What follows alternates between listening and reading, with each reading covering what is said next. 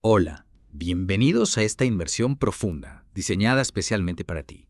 Me encanta eso de inmersión profunda. Sí, vamos a sumergirnos en un tema súper interesante. La nueva escuela mexicana, la NEM. Un tema que está dando mucho de qué hablar. Totalmente. Y para esta inmersión tenemos un montón de material, artículos, un proyecto de libro de texto de cuarto grado. ¿De verdad? Sí. Y hasta una entrevista con un maestro que prefiere mantenerse en el anonimato. Wow, eso suena interesante. Imagínate. Eres maestro en México, enfrentándote a todas estas nuevas ideas. ¿Cómo las llevarías al aula? Uf, un buen desafío. Para empezar a descifrar este rompecabezas, creo que el primero es entender qué es lo que la nueva escuela mexicana busca, ¿no? Totalmente de acuerdo. Empecemos por la base. Bueno, el artículo Desafíos en la implementación de la nueva escuela mexicana nos dice que modernizar el sistema educativo es clave. Ajá, eso tiene sentido. Pero además va más allá, busca una transformación profunda para una educación más justa y equitativa. La equidad como eje central, interesante. Sí, y el artículo menciona una tensión que me parece súper importante, la posible influencia de la privatización. Ah, eso sí que complica las cosas. ¿Cómo concilias la búsqueda de equidad con la privatización? Es una pregunta que muchos están haciendo. Sin duda. Y hablando de preguntas, el artículo también habla de la resistencia de algunos maestros a la NEM. Sí, eso es algo que no podemos ignorar. Claro que no. Y la entrevista con el maestro anónimo nos da una idea de por qué existe esa resistencia. ¿En serio? Cuéntame más. Bueno, él menciona que muchos de sus colegas no están familiarizados con algunos términos que usa la NEM. ¿Cómo cuáles? Por ejemplo, alteridad o programa analítico. Ya veo. Incluso en la entrevista, él mismo dice, alteridad, ¿qué significa eso? Es que a veces la jerga educativa puede ser un poco confusa. Cierto. Y para los que no somos docentes, ¿podrías explicar qué implica este concepto de alteridad y por qué es importante para la NEM? Claro, alteridad, en términos simples, implica reconocer y valorar al otro en su diferencia. Es la base para un aula inclusiva donde cada estudiante, con su individualidad, se sienta parte de la comunidad. Y eso es algo que la NEM busca, que nadie se quede atrás. Me gusta esa idea. A mí también. Ahora, otra cosa que me llamó la atención de la entrevista es la preocupación del maestro por la posible influencia neoliberal en la NEM. Ah, sí. Sí, él teme que se prioricen las métricas por encima del desarrollo integral del estudiante. Entiendo su preocupación. ¿Cómo ves tú esta crítica en relación con lo que propone la NEM? Bueno, es una crítica válida. El neoliberalismo en la educación a veces puede llevar a un enfoque en resultados estandarizados, dejando de lado la creatividad, el pensamiento crítico, la formación de ciudadanos, cosas súper importantes. Totalmente. Entonces, es importante estar atentos a este debate para que la NEM no pierda de vista su objetivo principal, la formación integral de cada estudiante. Me parece clave lo que dices. Y hablando de llevar la NEM a la práctica, me parece fascinante el proyecto de cuarto grado que tenemos. Se llama Capturando Historias, un homenaje a Tina Modotti. ¿En serio? Suena interesante. Y tanto. Hasta la portada del libro con esa foto tan vibrante ya te invita a explorar. ¡Qué bueno! Me gusta cuando los libros de texto tienen ese tipo de detalles. La verdad que sí. Y dime, ¿qué tiene que ver este proyecto con la NEM? Bueno, se alinea perfectamente con sus objetivos. Aprendizaje basado en proyectos, creatividad, explorar realidades sociales a través del arte. ¡Wow! ¿Un combo ganador? Y además, Tina Modotti, la fotógrafa a la que rinde homenaje al proyecto, es una figura súper inspiradora. Ah, sí, no la conozco mucho. Pues además de fotógrafa, fue actriz y modelo. Imagínate la vida de esta mujer. Increíble. Su historia personal seguro que añade una capa extra de interés para los estudiantes al abordar su obra fotográfica. Sin duda. ¿Y el proyecto? ¿Cómo aborda la obra de Modotti? Los invita a conocer su vida, su obra y cómo usó la fotografía para plasmar la realidad social de su época. Me encanta. Una forma de conectar el arte con la historia y el contexto social. Exacto. Y eso es algo que la NEM busca fomentar. Totalmente de acuerdo. Hablando de conectar con el contexto, el libro de sexto grado nos presenta la actividad. Esta no es solo una pared pintada. Me suena. Creo que lo vi en el material. ¿Sí? ¿Y qué te parece? Pues me intriga. ¿Cómo se desarrolla esta actividad y qué nos dice sobre la visión de la NEM? Bueno, se basa en un esquema piramidal de actividades. Y la idea es que los estudiantes investiguen sobre murales y graffiti en su comunidad. Qué buena idea. Van más allá de la simple apreciación estética. Analizan el mensaje, el impacto social, la técnica. O sea, no se quedan solo en la teoría, salen a la calle, observan, analizan su entorno. Exactamente. Y eso es clave en la NEM. Fomentar el aprendizaje activo, la investigación, el pensamiento crítico.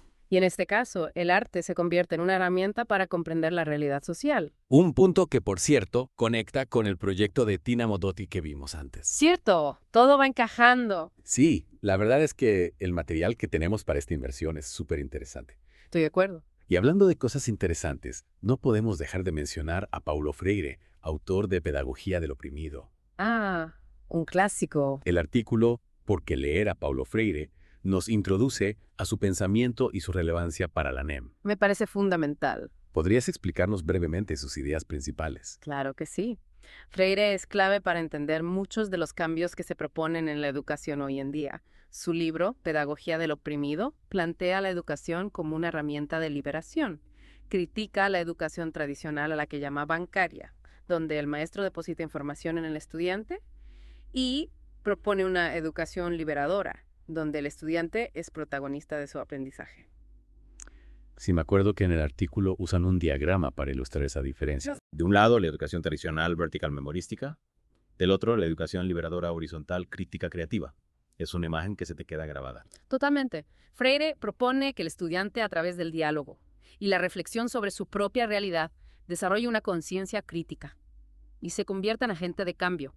Es un enfoque muy poderoso que ha inspirado a educadores en todo el mundo. Y no solo en el mundo, también en América Latina, como destaca el artículo. Claro, en América Latina, una región con una historia de lucha por la justicia social. Exacto. Y por supuesto, en México, la influencia de Freire es innegable. Muchos maestros ven en su pedagogía una herramienta para abordar las desigualdades y construir una sociedad más justa. El artículo incluso conecta las ideas de Freire con la nueva escuela mexicana. ¿Dirías que la NEM se inspira en la pedagogía de Freire? Sin duda, hay puntos de encuentro en la NEM con su énfasis en la inclusión y la participación activa de la comunidad. Y el desarrollo del pensamiento crítico coincide con varios principios de la pedagogía freiriana. Claro que la implementación de la NEM es compleja y, como hemos visto, enfrenta diversos desafíos. Sí, totalmente. Y hablando de desafíos, recordemos la preocupación del maestro sobre la necesidad de capacitación docente para implementar la NEM de manera efectiva. Claro, es fundamental que los maestros se sientan acompañados y preparados para este cambio. Totalmente. Y esto me lleva a otro enfoque pedagógico que el material menciona, el diseño universal para el aprendizaje de UA. El DEUA es clave para una educación inclusiva. Se trata de diseñar aprendizaje de manera que sea accesible para todos los estudiantes, independientemente de sus capacidades, estilos de aprendizaje o necesidades individuales. ¿Podría explicarnos un poco más sobre cómo funciona el DEUA? El artículo menciona 3 redes neuronales que el DEUA busca estimular. Exacto. El TAUIA se basa en la neurociencia y propone que el aprendizaje se da a través de 3 redes neuronales: la de reconocimiento, la de afecto. Y la de estrategia. Esas redes, ¿podrías explicarlas un poco más? Sí, claro. La primera es la de reconocimiento. ¿Qué voy a aprender? La segunda, la de afecto. ¿Por qué voy a aprender? Y la tercera, la de estrategia. ¿Cómo voy a aprender? Ya veo interesante. El DOEA propone ofrecer múltiples formas de representación, acción e interacción para abarcar estas 3 redes y que todos los estudiantes puedan acceder al aprendizaje. El artículo usa el ejemplo del ciclo del agua para ilustrar cómo se aplica el DEUA en el aula. Me pareció muy claro. Sí, es un buen ejemplo. Para la red de reconocimiento se pueden usar videos, imágenes, modelos 3D. Para la red de estrategia se pueden proponer experimentos, juegos de rol, proyectos colaborativos. Y para la red de afectos se puede conectar el tema con la vida cotidiana de los estudiantes, sus emociones, sus intereses. ¡Qué bien! O sea, no es solo adaptar el contenido para algunos estudiantes, sino crear un entorno de aprendizaje flexible, donde todos puedan participar y desarrollar su potencial. Totalmente. Y esto conecta con lo que veníamos hablando de la NEM y Freire.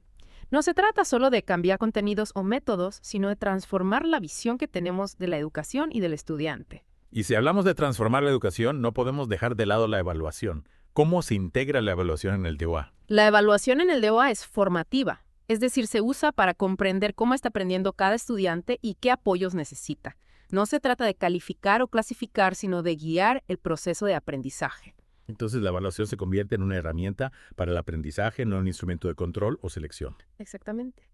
Y esto nos lleva de nuevo a la idea de una educación más justa e inclusiva, donde todos los estudiantes tengan la oportunidad de desarrollar su máximo potencial. Me parece que la conversación sobre DEUA nos ha llevado al corazón de lo que busca la nueva escuela mexicana, una transformación profunda que coloque al estudiante en el centro y que reconozca la diversidad como una riqueza, no como un obstáculo. Completamente de acuerdo. Y para que esta transformación sea real, es fundamental el diálogo y la colaboración entre todos los actores involucrados. Maestros, autoridades educativas, familias, estudiantes. Justamente, la NEM nos invita a construir un nuevo modelo educativo entre todos, donde cada voz sea escuchada y cada estudiante tenga la oportunidad de brillar. Y para cerrar este apasionante recorrido por la nueva escuela mexicana, me gustaría invitarte a ti que nos escuchas a reflexionar sobre tu propia experiencia educativa. ¿Qué te ha marcado?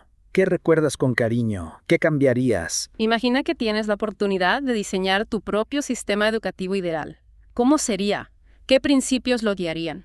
¿Qué tipo de experiencias de aprendizaje ofrecería? ¿Cómo te asegurarías de que todos los estudiantes, sin importar sus antecedentes o capacidades, tuvieran la oportunidad de desarrollar su máximo potencial? Te invitamos a explorar estas preguntas y a compartir tus ideas con otros. Porque construir una educación más justa y efectiva es una tarea que nos involucra a todos. Y con esta invitación a la reflexión, damos por concluida nuestra inmersión profunda en la nueva escuela mexicana. Esperamos que este viaje te haya brindado nuevas perspectivas y te haya inspirado a seguir explorando el fascinante mundo de la educación. Hasta la próxima y que siga la pasión por aprender.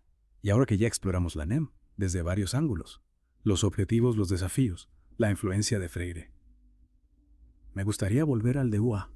Sí, a mí también me parece un tema clave. Este enfoque me parece fundamental para aterrizar las ideas de la NEM en el aula, ¿no crees? Totalmente de acuerdo. El DUA nos da herramientas concretas para hacer que la inclusión sea una realidad, no es solo un ideal.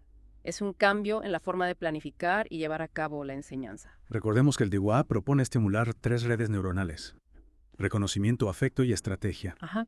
Y para hacerlo debemos ofrecer múltiples opciones para acceder al conocimiento, interactuar con él y demostrar lo aprendido. Exacto. Y esto nos lleva a repensar el rol del maestro. Ya no es solo el que transmite información, sino que crea un entorno de aprendizaje rico y flexible, donde cada estudiante puede encontrar su camino. El ejemplo del ciclo del agua nos da una idea de cómo sería un aula de OA. Sí me gusta ese ejemplo.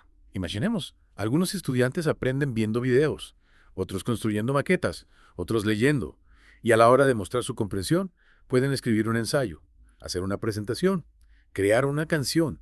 Las posibilidades son infinitas. Me encanta esa imagen. Un aula vibrante, dinámica, donde cada estudiante se siente valorado y puede expresar su aprendizaje de la forma que mejor le funcione.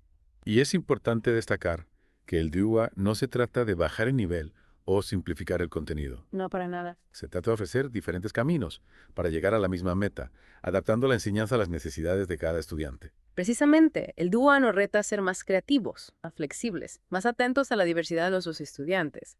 Y en ese proceso crecemos como docentes y creamos un ambiente de aprendizaje más rico para todos. Y hablando de crecimiento, no olvidemos que la evaluación también juega un papel fundamental en el DUA. Claro que sí. La evaluación se convierte en una herramienta para el aprendizaje. Observamos, damos retroalimentación. Ajustamos nuestras estrategias. El objetivo es que cada estudiante progrese a su ritmo, sintiéndose acompañado y apoyado en el proceso. En resumen, el DUA nos invita a crear un aula donde todos los estudiantes, sin importar sus capacidades o estilos de aprendizaje, tengan la oportunidad de aprender, participar y desarrollar su máximo potencial. Y en ese sentido, creo que el DUA es la herramienta perfecta para llevar a la práctica los principios de la nueva escuela mexicana.